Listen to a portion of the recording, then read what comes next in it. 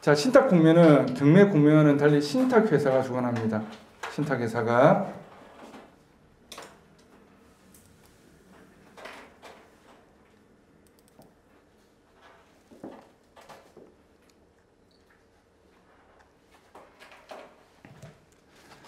자, 시행사는 프로젝트 주체이고 시공사는 실제로 건물을 짓는 회사이고 신탁사는 프로젝트에 관련된 돈을 관리하는 제3의 기업이다.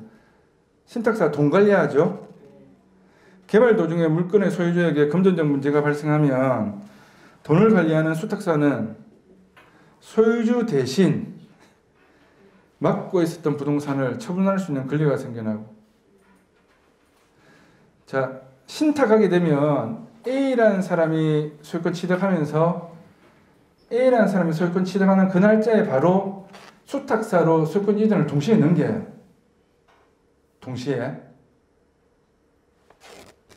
자, 그러면 이 수탁사는 소유주 대신 맡고 있었던 부동산을 처분할 수 있는 권리가 생겨나고, 이걸 처분하여 이해관계자들의 채무관계를 정리하게 된다. 그래서 주로 일반적인 신탁, 담보신탁을 많이 합니다.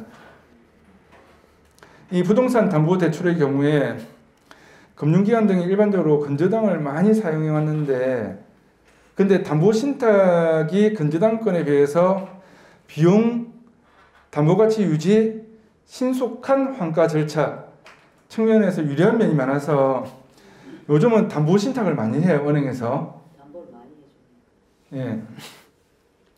보통은 대출이 10% 정도 더 많이 나옵니다. 10% 정도.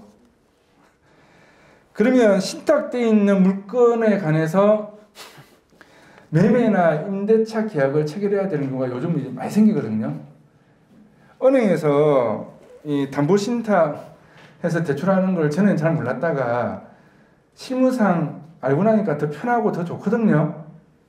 그래서 이거를 많이 써요. 이걸 많이 쓰니까 임대 계약이든 매매 계약할 때 신탁 돼 있는 부동산을 임대나 매매 진행할 때 기본적인 논리를 아셔야 되는 거예요. 그러면 이걸 좀 알고 나면 신탁공매라는 입찰도 알게 되고, 근데 실무상 상가를 다루다 보면 무조건 신탁돼 있는 부동산과 거래하게 돼요.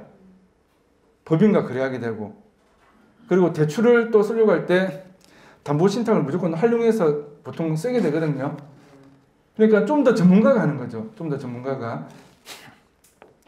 자, 그러면 그 다음 내용 봅니다. 신탁공매에서 저가로 낙찰받을 수 있는 이유는 신탁공매에 대한 인지도가 약한 편이어서 경쟁이 치열하지 않으며 응찰이 단시간에 동그라미 합니다. 이루어지기 때문입니다. 단시간에. 유찰이 단시간에.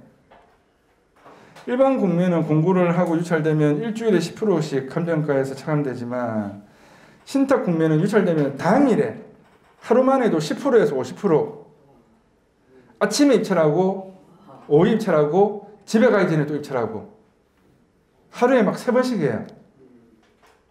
그러면 며칠 지나면 그냥 100억짜리 50억 돼 있어요. 그럼 그 며칠 동안 내가 입찰 공고문을 놓치잖아요. 그러면 나는 입찰 기회를 놓치는 거죠.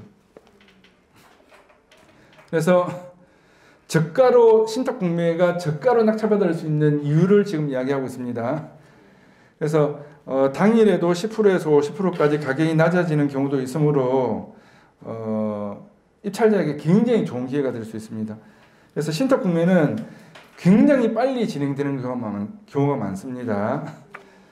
자, 그러면 신탁공매에 대한 신탁사별 홈페이지는 아래 신탁회사 제가 쭉 적어놨죠. 이거 네이버에서 검색해서 각 신탁회사 홈페이지에서 공매물건 정보를 보시면 됩니다.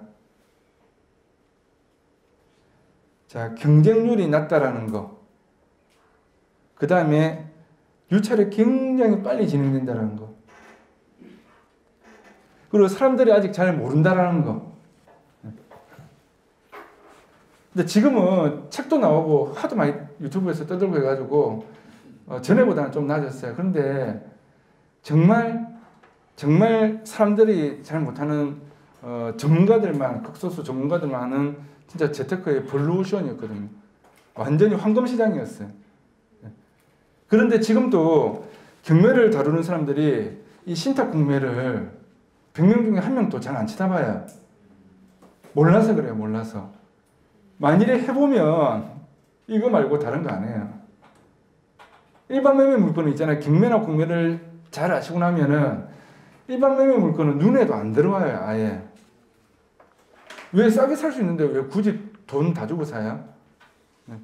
그러면 이 KB 부동산 신탁 보세요. 국제자산 신탁, 대한토지 신탁, 무궁화 신탁, 생보 부동산 신탁, 아시아 신탁, 코란코 신탁, 코리아 신탁, 하나자산 신탁, 한국자산 신탁. 이 회사 홈페이지마다 들어가서 보시면 돼요. 엊그제도 KB 부동산 신탁회사에서 제 회사에 찾아왔었어요. 네. 부동산 신탁회사에 사무실 연락 오는 경우가 있어요. 제 회사에. 네. 그래서 물건들을 연결시키는 경우가 있어요. 우리 쪽 물건을 부동산 신탁회사에서 자원관리를 하니까 시행사나 시공사나 뭐 이런 개발회사에 연결시켜서 하는 경우도 있고, 부동산 신탁회사에 있는 물건을 또 저희 쪽에 정보를 가지고 움직이면서 같이 상호 협조하는 거죠. 그러니까 저희 회사에 어떻게 전화가 와가지고, 그러니까 법인이라는 회사가 이 네임밸류나 이런 게 있기 때문에 일반 공인중개사 사무실에서 제일 큰 회사 중에 뭐 KB 부동산 신탁회사라든지 생보라든지 이런 부동산 신탁회사에서 일반 부동산 사무실에는 안 찾아갈 거 아니에요. 근데 회사를 일부러 찾아오셨어요. 그 다음에 뭐 투자금융회사 이런 데에서도 이제 본부장님들 찾아오시고, 그러면 그런 일들이 하나 되면은 굉장히 큰 정말 어떤 좀 수익이 생길 수 있는 그런 건 될 수 있겠죠. 네. 자, 그러면 신탁 공매를 분석하는 방법은 일단 공고문을 잘 분석하셔야 됩니다. 공고문. 그 다음에 등기부등본, 신탁 원부 이런 거 분석하셔야 되고, 전입세대 열람 분석하셔야 되고, 자, 가장 실무적으로 쓰이는 거 신탁회사에 전화해서 각종 권리관계, 특별매각 조건 등을 확인해야 됩니다. 그 다음에 신탁 공매 물건은 유찰됐을 때 수의계약 체결에 관한 내용이 나오는데, 신탁 공매는 대부분 수의계약이 가능합니다. 그래서 해당 차수가 유찰되면 다음 차수 진행 전, 이번 해당 차수에서 유찰됐잖아요. 이 최저가로 수의계약을 할 수 있어요. 그러면 눈치 보고 입찰 안 하겠죠. 아무도 입찰 안 하면 최저가로 가져갈 수 있는데 누가 얼마 쓸지 모르는데 내가 굳이 최저가보다 더 많이 쓸 필요가 없잖아요. 그럼 유찰되면 바로 최저가로 수의계약을 하는 거예요.